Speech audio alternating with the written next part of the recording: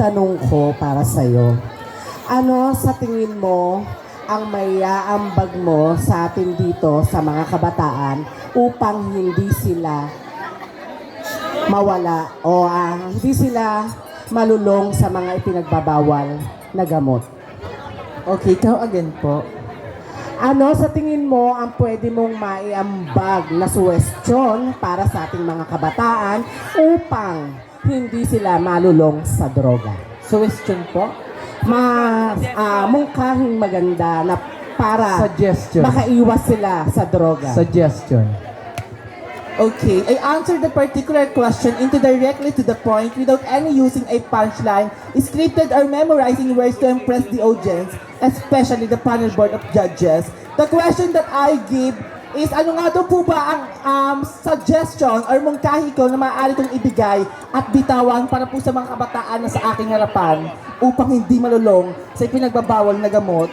Simple lamang po, yun po ay ipagpatuloy nyo ang edukasyon para sa inyong pamilya. Bakit ko nga po ba nasabi? Bagkus ang edukasyon ang tanging yaman at susi mo para sa iyong kinabukasan.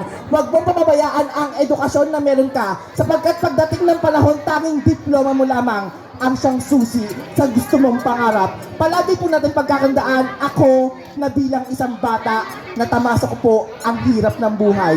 Naranasan ko po pumasok sa pinakamasikip na butas ng karayom, maitaguyod ko lamang po ang aking pag-aaral. Lingid po sa inyong kaalaman, ang batang nasa inyong harapan ay isang estudyante sa umaga at kontesera sa gabi. Patuloy ko pong ginagapang ang aking kahirapan. Gaano man kabigat ang aking nabanaag sa buhay, patuloy pong nakatayo ang aking paa upang tangamin ko ang kinabukasan na ninanais ko. At para po sa mga kabataan na sa aking harapan, simple lamang po, edukasyon po ang tanging kabayaran nyo sa paghihirap ng pamilya at magulang mo. Sapagkat ikaw na bilang isang bata, maging isang magandang ehemplo ka para gayahin ka ng susunod na henerasyon. Sapagkat lagi po natin pagkakandaan, always should remember this: education is the most powerful weapon in this world.